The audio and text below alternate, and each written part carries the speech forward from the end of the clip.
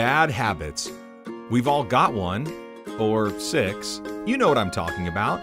Picking your nose, biting your fingernails, sleeping with your makeup on, being late for everything, or junk food for days. And that's just the person sitting next to you right now. Well, it's been said that it takes 21 days to form a new habit. So what if you went on a journey in the next 3 weeks to start something new or cement something you struggle doing? Something positive, something good. Take the Habits Challenge. For the next 21 days, hang with God for a short, focused time each day. Get some accountability once a week for your struggles. Make Bible memorization a priority. Get involved somewhere in your church.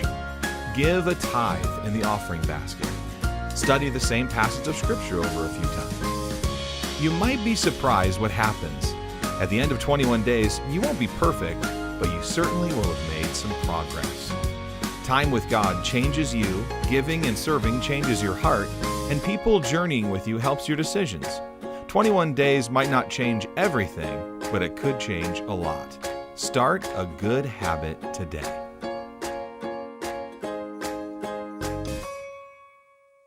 All right. Well, we've been going through the Habits series.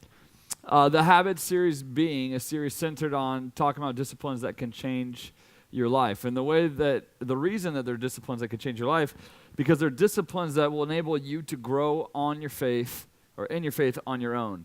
When you're far away from one Enterprise Avenue.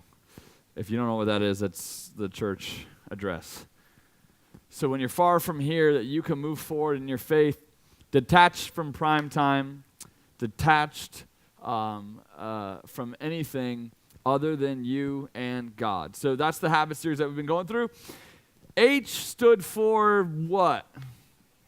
A stood for what? B stood for what? Oh, I heard some bitterness in that one. Bible memorization. You know, I did hear from some students last week saying, I never thought about Bible memorization. Like I never considered it. That's awesome to know that that's an important discipline of a believer. And much less that many would say it would be actually the number one, if they could excel at one over the others, would be Bible memorization. The I tonight that we're talking about is the discipline of being involved in church. Involved in church. Now, let's just stop there for a moment. When you bring up the word church, we all have different, many of us have different ideas or experiences with church. It's fun for me as the youth pastor and leading prime time to hear especially when you bring in friends and first-time attenders to prime time. A lot of times they have a different idea of church than what they're seeing at prime time. They're wondering where the Pope is. I'm joking, not the Pope, but the priest is. They're wondering where the priest is. They're wondering if I'm going to throw them into a fountain of holy water. Or they're wondering, that would be offensive, so no. But they're wondering why dubstep music is blaring from the speakers, or why there normally is a huge gaga pit in the middle of the lobby, or the lights and the. We have different ideas of church, different experiences of what church means. But have you ever wondered, where did this whole thing begin? Like where did church actually come from? That's probably your second most popular question. Number one being, who came up with Trivia Crack? Secondly, I'm sure to you, does anyone know? You haven't Googled that one yet? All right, now you're on it. All right, number two, how did the church begin? I'm so glad you asked. Acts chapter 2. Acts chapter 2, 1 through 13. And this is the only passage we're going to be going through tonight. But we're answering the question and diving into the habit of being involved in the church. But first, let's answer the question of what, where, how did the church begin? Did this just start with an idea of one person one day saying, you know what I should do? I should plant a church. You know what church should look like? We should do these 3 things. And it became world renowned, right? This is how the church began. Acts chapter 2. 7 weeks had gone by since Jesus' death and resurrection, and the day of Pentecost had now arrived. As the believers met together, that day, suddenly there was a sound like the roaring of a mighty windstorm in the skies above them, and it filled the house where they were meeting. So like a tornado hits a house, only one house. Have you ever had that experience? You're the only house in the neighborhood receiving a storm. All right. Then what looked like flames or tongues of fire appeared and settled on their heads. Have you ever had that? And everyone present was filled with the Holy Spirit and began speaking in languages they didn't know, for the Holy Spirit gave them this ability. Many godly Jews were in Jerusalem that day for the religious celebrations, having arrived from many nations. When they heard the roaring in the sky above the house, crowds came running to see what it was all about, and were stunned to hear their own languages being spoken by the disciples.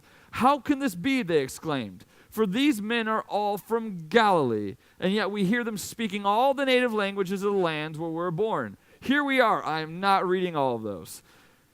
"And we hear these men telling in our own languages," I'll just fill them in, "Boston Spa, Burnt Hills, whatever, Shenandoah," I just call it Shen. All right, Niskayuna, okay, that none of those places. "And we all hear these men telling in their own languages about the mighty miracles of God." Not like at different schools you speak different languages, so it doesn't really work in this text. They stood there amazed. Now check this out. That could all be a babbling bunch of crap to you. You could just understand that, like, on this day, the day of Pentecost, the day of Pentecost, right? The Holy Spirit comes, the Spirit of God comes, and a bunch of crazy things happen. And that's okay if that's just what you know. Just a bunch of crazy stuff happens, okay? But look at the two reactions from people. The two reactions that take place. Verse 12 and verse 13. Verse 12 says this: "They stood there, the people who were watching, like, what the heck is going on? They stood there amazed and perplexed. 'What can this mean?' they asked each other." They stood there amazed and perplexed. And then there's another group of people. Verse 13. "But others in the crowd were mocking. 'They're drunk, that's all,' they said." See, the Bible is way more real than what you think. Right? People are accusing people of getting hammered thousands of years ago. That is not a new deal. Okay? "You're on crack," said Peter. It's been around forever. I don't know about crack, but alcohol, definitely. You have to ask Peter about the crack thing. So, anyways, all right, so what happens is, when the church began, how did it begin? Let me go back and answer the question. How did the church begin? Well, it began with a group of believers in a house, and crazy stuff went down. The Spirit of God came. The Spirit of God came and rocked them so bad that hundreds of people would go over, and eventually thousands of people would actually come to Christ that day. That big of a rocking. The power of God was demonstrated through a group of believers. And by group, I mean like a little group of believers. And it turned into thousands of believers that very afternoon. So, when you look at that little church, the little group of believers, Pastor Rex was not there, little group of believers, right? They would blow up this thing called the church, would blow up to be approximately today, fast forward 2,000 years, 37 million churches is what I researched around the world. I reserve the right to be wrong. But 37 million churches around the world today. In North America, over 400,000 churches. That's a lot of flipping churches. And it started with just a little group. Just a little tiny group who got rocked by the Spirit of God. Now, there's two responses, though. There's two responses that we saw in the text. One was being amazed, right? Some people, you bring them to church, and now we're talking church as the location, but you just talk to them about maybe what God's been doing in your life. That might be the better example of how God's changed you. You tell them, and your friend might be like, that's crazy. That's your whole, like you're seriously like a new person. That's nuts in a good way. And then you talk to another friend, and they're like, you're nuts, right? And slowly but surely you're kind of not, or they're no longer your friend over time. There's groups from being amazed, and there's another group of mockery. You bring someone into the church building. They're like, this is awesome. You bring another person to the church building. This is crazy. People are weird. Who's the guy over here in the corner who goes nuts every Sunday? That guy's weird. I'm not saying that. I'm saying other people say that. I think he's the man. But you have those two different responses still 2,000 years later today. Some people think the church is awesome. Others think the church is lame, right? But the fact that it could go from a group of just under a dozen people to 37 million churches around the world is insane. 1/3 of the world claims to be Christian, given all the various denominations. I mean, holy moly. There's no organization. There's no empire that's done and lasted like the church. You think of Rome, right? I don't know anything about history, but I know Rome were a bunch of bad dudes. And they didn't pan out very well in the end. There is no country, there is no organization, there is no empire who's had the longevity, the sustainability, the power like the church. It's amazing. But truthfully, and maybe like some of you now, I used to think the church was pretty lame. Growing up, my view of the church was a place we had to go. Anyone can you relate? My view of the church was a place we had to go. That was my view of the church. Now, some of you can't relate with that. And because honestly, you wish that church was a place that you had to go growing up as a kid.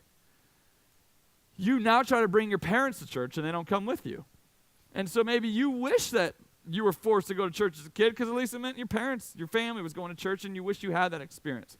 So I'm not trying to complain to you.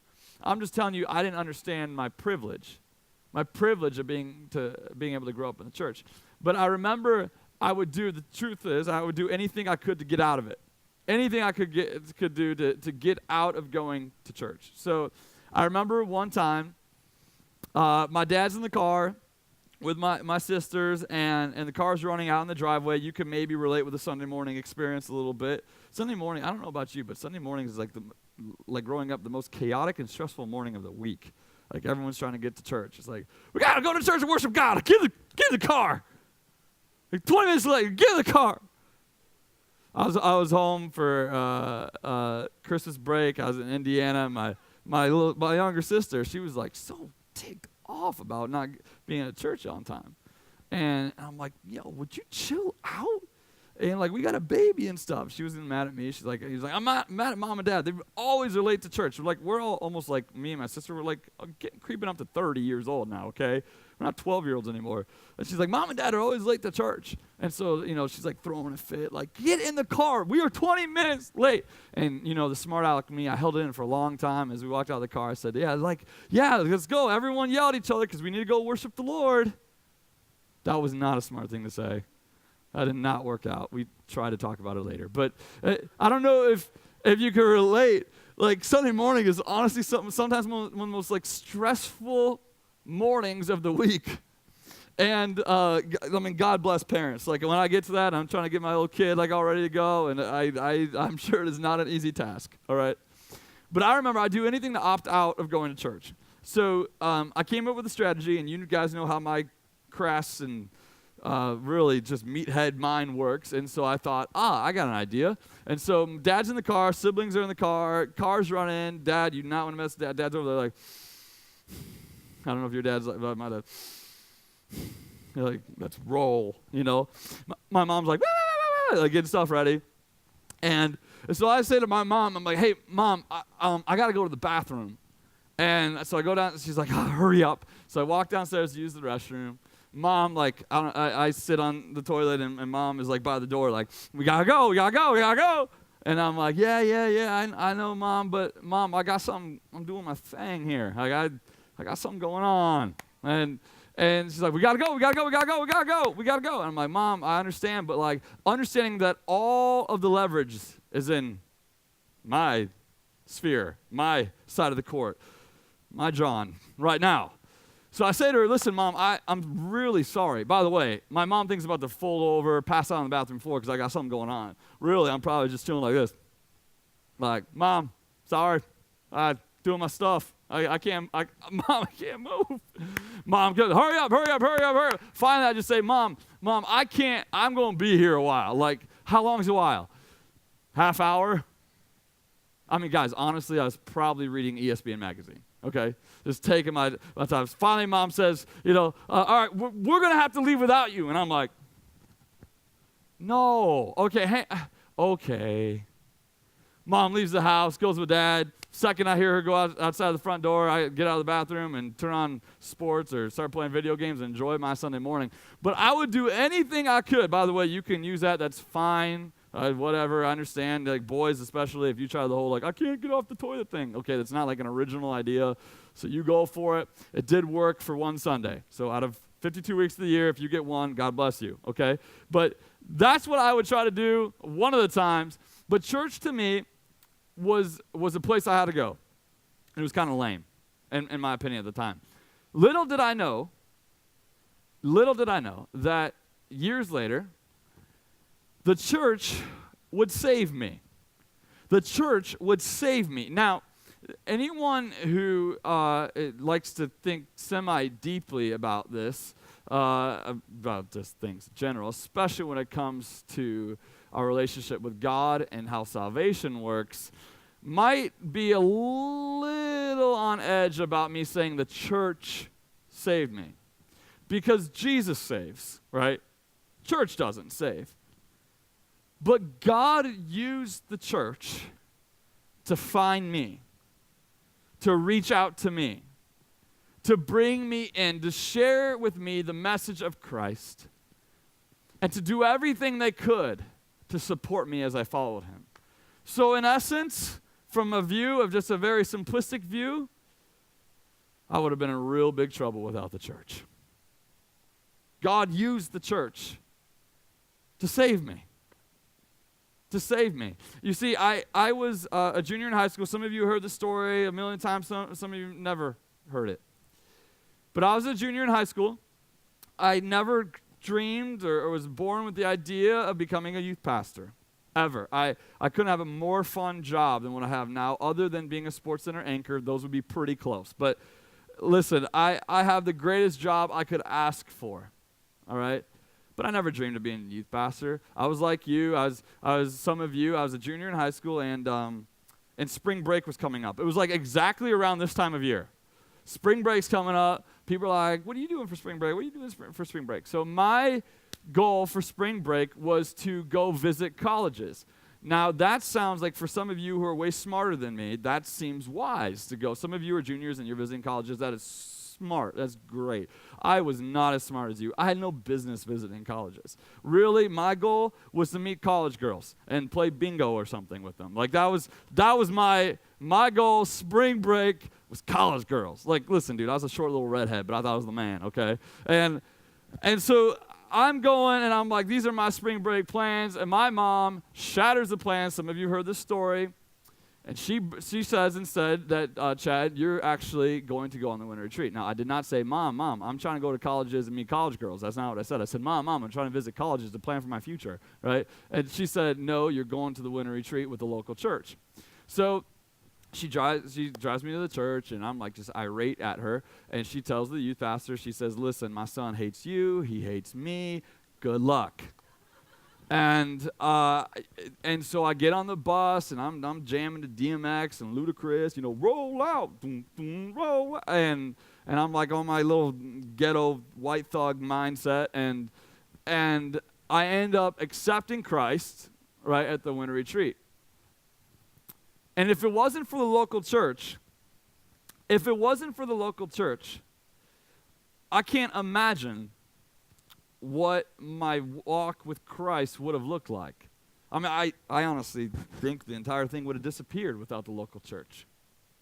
Some of you, you're making a step of faith, and you're going to be going on the winter retreat, and I hope, I know it doesn't always work out like this, but for some of you it does, that the winter retreat is something nearly just as powerful for you as it was for me. A total life changer. And I hope that that's an experience that some of you get in a couple weeks. And that's why I'm so geeked up about the winter retreat. But if you take the local church out of my life, you might as well take my relationship with God away too. It was that pivotal for me. The local church would actually become a lifeline for me. As I continued to grow in my relationship with Christ, some friendships began to fade. That's what happens when you have to keep declining weekend party invitations. Hey, dude, go smoke weed tonight? No, I'm going to go play Halo with my youth group. time after time after time, you start losing some friends. But my relationship and dependency on the friendships I was forming with the local church became stronger and stronger. I spent more and more time with them. And again, if you take out the local church, you might as well take away my faith. God used the church to be an anchor for me. My friendships were developing there. My time was spent there. And by the way, there, I don't just mean at the church. I mean, we were just doing life together all the time. I mean, we would do stupid stuff together. We'd do like all-nighter runs at the grocery store and come up with like dangerous games to play at like 3 a.m. But rather than being out with my friends, my old friends who had put me in weird situations or bad situations, instead the church was my support spiritually. And while we were doing stupid things, we were also talking about Jesus and how hard and how awesome it is to follow him. Those are the things that were going on. The local church became my lifeline. Some of you maybe can relate with that. Some of you, if you take out the local church, you can't imagine your life. Others of you, you can't imagine your life with the local church. You came in tonight and you're like, go church. It has very little effect on your life. But others of you, I've seen in your life how huge of a role the local church plays. That you take the local church out of your family, and your family would just kind of break apart. For some of you. Others of you, I hope that you begin to acquire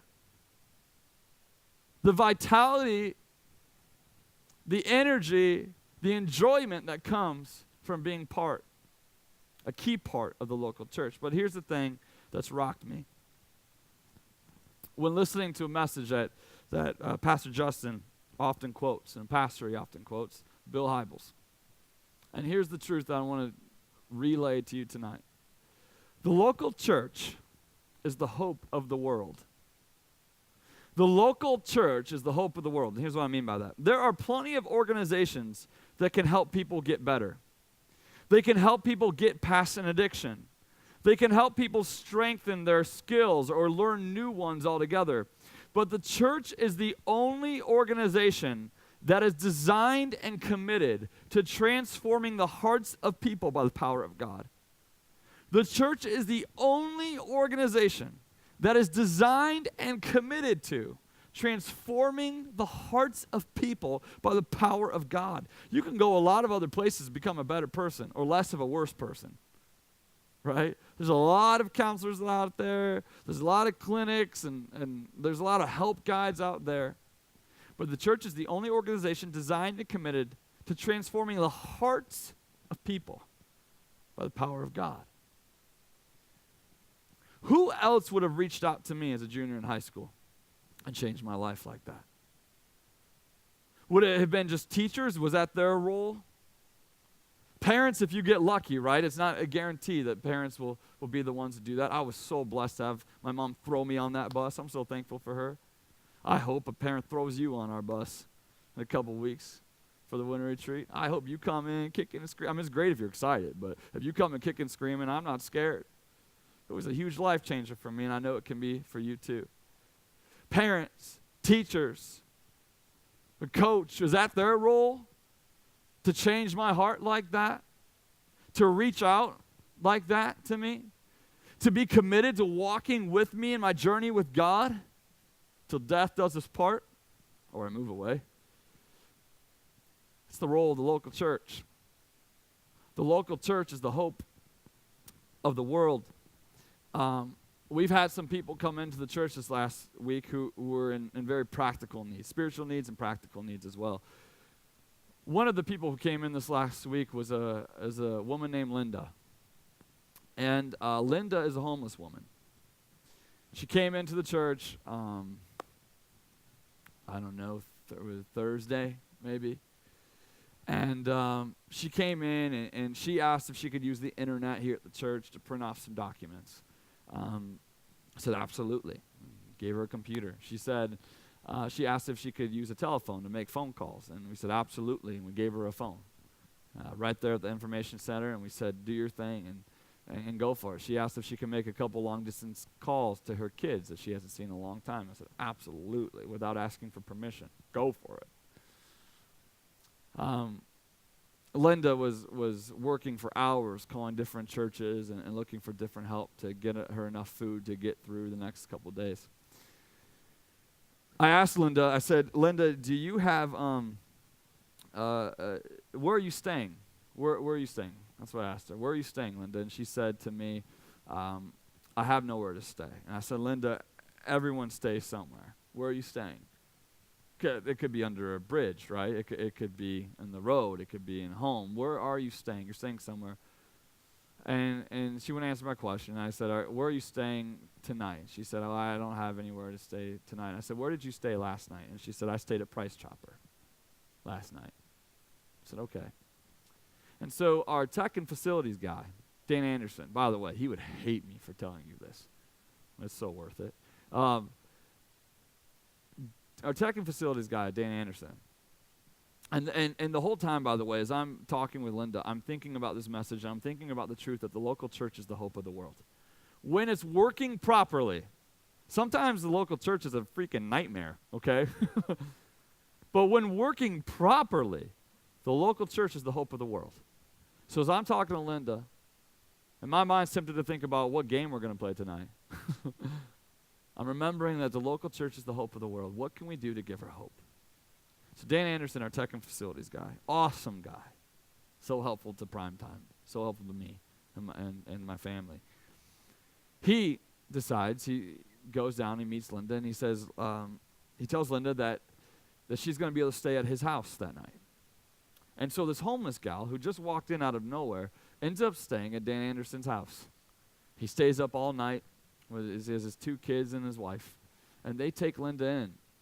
They take her grocery shopping. They get her some food. They transport her everywhere. The next day, they take her to a place to make some money to work.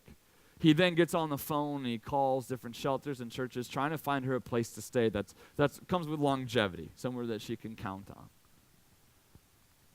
And as I'm watching Dan, I just couldn't get over the wow factor of that's what the church is supposed to be. That's the church being the hope of the world. He's doing what he can with the gifts that he has and the personality that he brings and the work ethic that he has to stay up all night, even though he stayed up countless nights plowing, to watch and make sure everything's okay as he has a homeless person in his house with 2 little ones. He drives her and has the determination to take care of her, and he's doing what Dan can do. He's playing his role in being the hope to the world with the people that God brings him. I was incredibly inspired. And gang, that's just a little taste of what it looks like to be the hope of the world. Doesn't mean that being the hope of the world means that you go out and take care of every homeless person on the streets. That's not the only way to be the hope of the world. But I get really excited when I think and pray to God. I ask God, Lord, what would it look like for this small group here tonight, starting with this small group here, to be energized, pumped up, geeked out of their mind to be the hope of the world? Would it look like giving hot chocolate to students when they get off the bus on a school morning? Some saying, that's awesome. Others saying, you guys are idiots. And you just knowing in your heart, we're trying to be the hope of the world.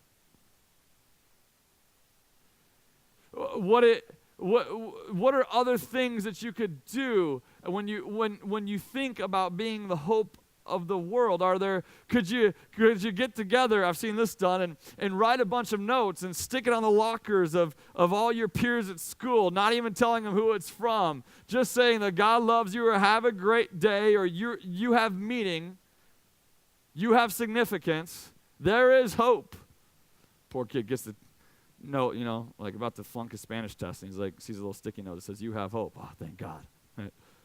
What are things that you could do to be the hope of the world? But here's the thing. Here's what I promise. That if our hearts are set on being the hope of the world, God's going to bring opportunity our way. And by being and playing a role and being the hope to the world, you will have the most fun. You will have the most fulfillment. You will work the hardest and be stressed out at times. But nothing is like being consumed with the mission of bringing hope to our world by the power of God, with the hope of Jesus. So I can't help but to wonder, what would it look like for our crew here to be deadlocked, believing with all of our heart that we're the hope of the world. In our community, the hope that they have could rest on whether or not we are committed to carrying out our mission. They get what we give. So I want to give you some practical help tonight. And I want to challenge you to find your role in the mission of hope. To find your role in the mission of hope. And rather than go out there and you get in the van, and your parents ask you, what'd you learn tonight? And you're like, hope of the world. Or you get in your car and you drive home, you're like, I'm the hope of the world. I mean, I'm glad at least you remember what the message is about. But I want to give you key steps. And I want to show you that it starts with like what's right in front of you. Proverbs says, a fool chases fantasies, but a wise man plows his field. Let's start with what's right in front of us. How can we bring hope to what's right here? And what's right here is this local church. The local church is the hope of the world. So how can we begin right here? And I want to ask Dina Hayner to come up. Dina Hayner.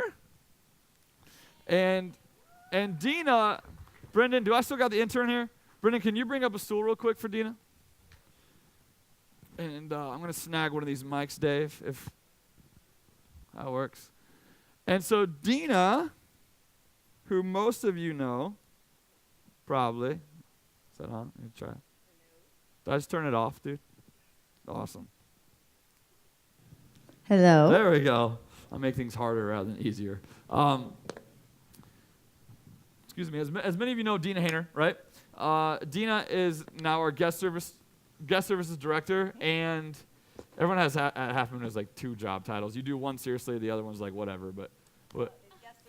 I'll just play. Sorry. Guest services and hospitality. Hospitality, director. that's the other one. But those kind of merge I think pretty it's like well. 2 names for the same job. Yeah, see, that's Justin likes 2 names. All right, so anyway, you have guest service director, all right, and one of the things, first of all, Dina started last week, and she sat down in her staff meeting, and Justin asked her, as he does to all the newbies, as he did to Chris Hougens the week before, asked Dina, hey, so what's kind of your vision for what you're doing? And she shared a vision that centered on you, high school student. So Yes, would you sir. mind sharing that vision? I loved it. I had nothing to do with it. I was just sitting back and enjoying it. So would you share with them the vision?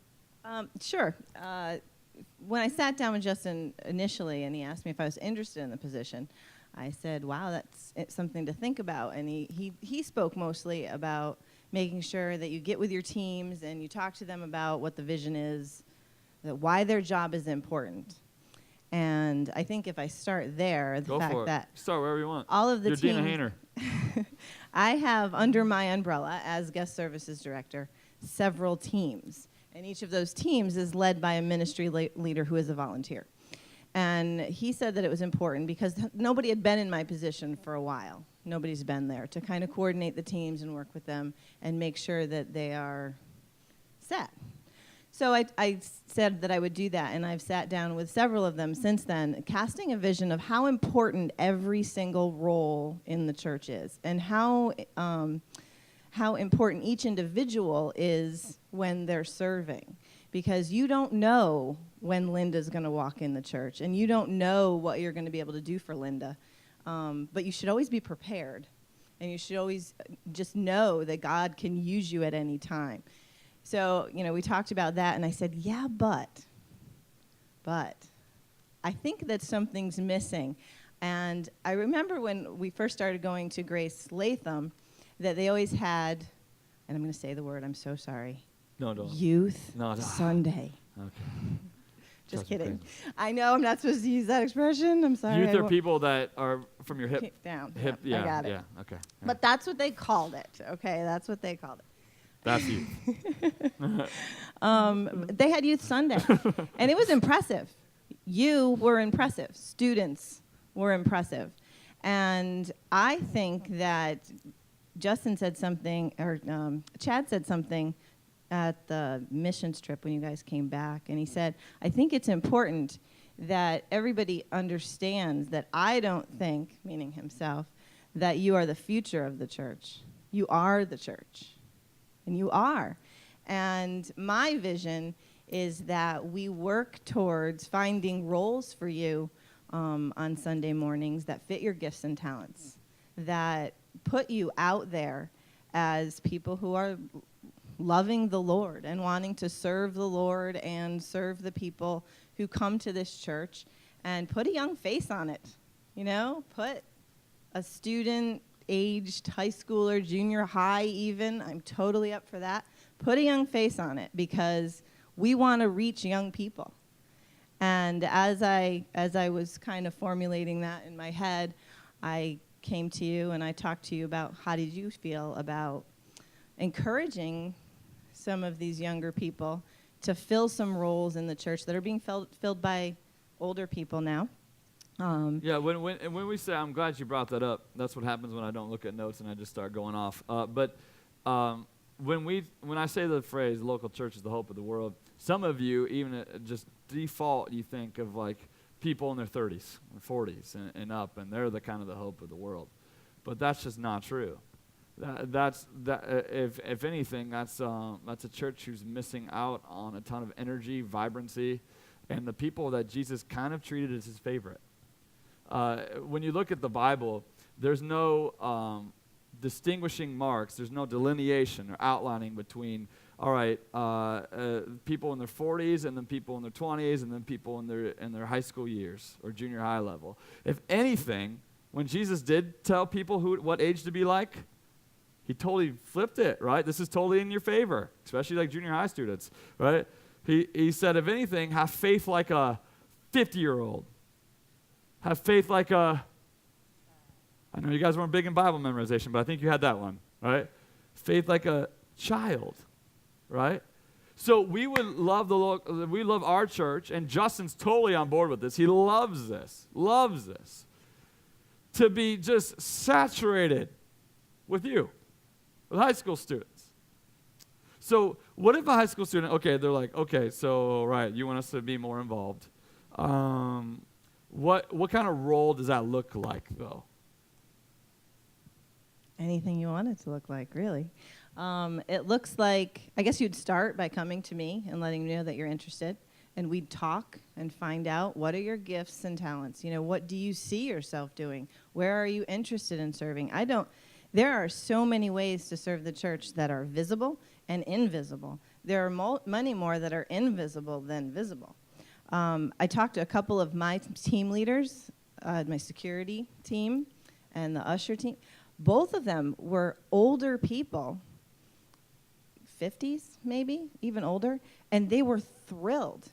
They were like, that's a great idea. I'd love to have a couple of students, younger people on our team.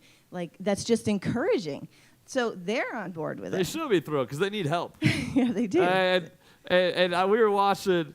I was sitting back this morning, and I love our volunteers. All right, we were sitting back this morning, so I got to see the ushers. How many of you, like, here on Sunday morning, you see people directing people to seats? Listen, we need some high school blood in there.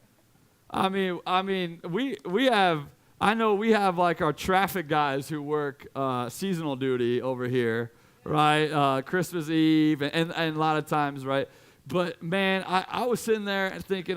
Nikki told me she said to me, well, you know, let's keep it general, but she said to me, it seems like some of the ushers like are hoping they don't have to go up to people and talk. And I envisioned a high school student there. And I'm like, honestly, we'd probably have to calm the high school students down. You guys would probably be running it like a a tarmac or something. I said, Wyatt Drake would build a person a chair and then bring them to it. And so they should be excited because you guys can make them a heck of a lot better. Absolutely. We'd have to sedate you rather than try to re-energize you. So one of the things you said, though, very practical pointer is and process here, is that they need to get with you. Come see me right now, immediately. No, yeah, as soon as possible. Okay. There are jobs that need to be filled. There are people that need relief. There are servants who serve every week, no breaks at all. So there is definitely room for you guys, definitely. We've got just my teams. There's ushers, there's parking, there's facility management. Dan needs help. Dan really needs help. And, it kind of strikes me that he is such a servant that he did that. And he works the hardest. Yep. And he said to me, oh my gosh, that would be great. I would so take the students on my team, and I don't need them to do much. I just do tech on Sundays, and I'm totally busy. And all I need somebody who's willing that I can count on to change the garbages. That's all I need. So that might seem like a little thing, but to him that's huge. Because he wants the place to look nice for the 11 o'clock service. And he wants the place, doesn't want overflowing garbages for prime time. And it's a little thing. It doesn't require a lot of commitment, but it's a service, and it needs to be filled. Yeah, one of the things we learned last year, what not to do, is if you remember, we had a message on spiritual gifts. And then we're all like, hoorah! And we went out there to the lobby, and we had a list. And do you remember this? And we had a bunch of different ministries, and we were all so excited. And we had ministries that existed for about an hour. I think a cooking ministry was out there. Hey guys, when was the last time you heard about our cooking ministry? It's not very vibrant. We had a lot of ministries up on this list. And so what happened was with a mass sign-up, there's a mass exodus that usually follows, right? So this time we're going to totally break that system. And instead, what we want to do is sit down together, Dina and I, sit down together with you. So you sign up, you go out there after small groups, and you sign up and say, hey, I'm interested. Or even if you want to take 5 minutes, only 5 minutes if you're doing it before small groups, and sign up. Are you around after? Okay, so maybe let's do after small groups, you go sign up. What we're going to do is we're going to meet with you, okay? Both of us will meet with you, and we'll sit down, and we're just going to ask you, like, what do you love doing? What do you think that you'd be good at and that you'd have fun doing? And we're going to find that place for you. And so that way it's more efficient and more personal for you, okay? There's one other thing that came up too is sometimes, how many of you are serving right now? How many of you are serving on Sunday morning right now? And I say like on a regular basis, but with that I mean if it's once a month, if it's every week, it doesn't matter how frequently, but it's a regular Raise thing. them high. Raise them high. All right. Okay. Excellent. So one of the things that we brought up in our conversations is that not all ministries get highlighted. Not all ministries get highlighted. And we don't mean this in a rude way at all. But sometimes this is what I hear from you. Like I had a student contact me a couple weeks ago and said, Chad, I love primetime. How can I become more involved in primetime? And so I'm like, that is like one of the best questions you could ever ask. And I need to come up with better answers for it, right? And Sunday morning, sometimes we ask that question, how can I get involved in the church? And you know what you're given? You're given like two options. I'm going to let you answer this question. What are a couple opportunities for you to get involved in the church Sunday morning? Those of you who are involved right now, what are you involved in? What ministry?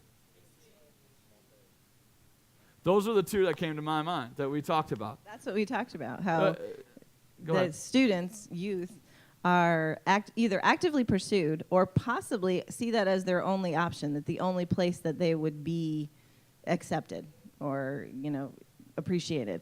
And Kim and I, we don't want to take a million people away from Kim, but there are other opportunities, and we want to make sure that is made clear to you. You will not be the hope of the world if when you're serving the church, you're not very hopeful. You will not be the hope of the world if you're in a position that when you're in there, you're just wondering when it's going to be done. Or how much longer until I have to go back and serve again for my once-a-month duty? That's not being the hope of the world. That's I don't know what that is. Doing time. Doing time, right? That's anything but hope, okay? So here's the thing. All right, we'll wrap this up. But I want to say one more thing. Yeah, go. Like the You're ultimate goal. Go for it. Can I speak to the ultimate goal? Yeah.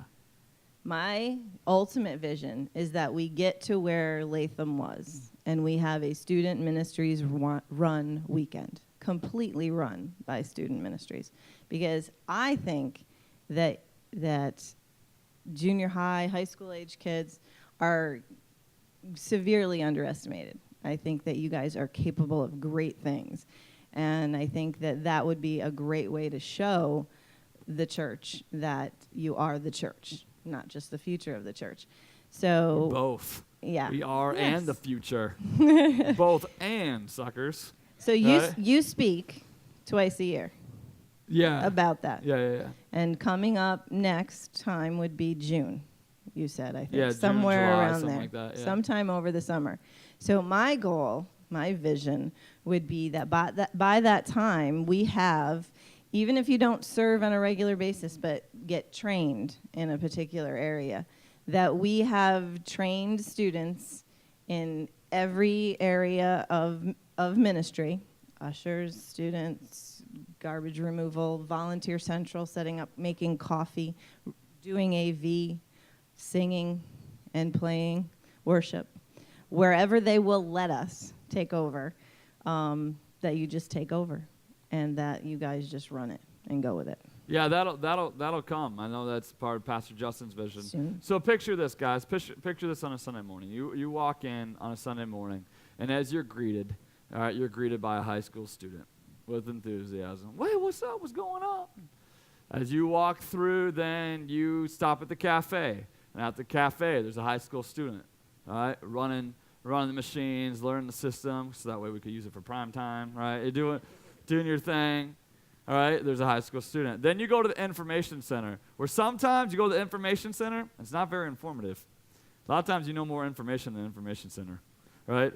And you go to the information center, and there's a high school student who's like, what do you want to know? I got you, right? And then you head to KC, and you see the high school students involved in KC. That's, hey, can I check you in? Right? Then you come in to the church service, and rather than looking around like, is anybody going to help me find a seat in this hazy, foggy, dark sanctuary? Right? A high school student grabs you and says, how many do you need? And then you see Wyatt Drake or someone running the tarmac, directing traffic, right? With no trepidation. That, and not to mention those who are leading worship, and this is already happening, you know, as we see Richard up here already.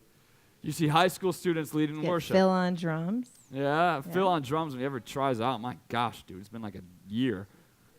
Did you do it? Did you pass? All right. I'll make sure I squeeze that information out for you, man. But that's kind of the vision, is that you guys are everywhere. And you know what? Not just that you're everywhere, but you're having a riot doing it. That's the vision. So first steps, all right, first things first. After small groups tonight, if you want to place one, you say, I want to get involved in the church. That's the I of habits, right? I want to get involved in the church. Then you meet with Dina, sign your name up. She'll chat with you. We can set up a time to meet formally and make sure that we put you in the best spot, okay? So even if you are already involved and you think maybe you want to try something else, come and see me because we might be able to. No one's Work going to with shoot Kim. you. Yeah. All right, the ministry leader's not going to kill you. We'll work with you on that. It's Yeah. okay. We're a church. All right? But anyways, great. Is there any, I would be so surprised, but yeah, so proud of you. Are there any questions for Dina as she's up here of what it means to get involved in the church? He said this would happen. Oh, yeah, no, they'd never ask questions. Never have questions. Ever. What? Oh, that's fantastic. That's it. Okay. Well, thank you, Dina. Thanks for coming out tonight, sharing with us. Let me pray, and then we're going to head out to small groups. Lord, thank you for building your church. Lord, we think of Jesus said that on this rock I'll build my church, and the gates of Hades will not prevail against it. So, God, thank you for building the most dynamic, the most powerful, sustainable organization this world's ever seen. God, thank you for using us to be the church, to be your hands and feet. Would you fill our hearts with hope? Would you give us the motivation, the power, the wisdom to be the hope of the world? Lord, would you give the students, Lord, the vision of what it looks like to play their role in this mission of hope? And tonight, Lord, after small group, God, I ask, Lord, that important conversations take place and that students can begin to find roles that they love and that the church loves having them in. It's in your name that we pray. Amen.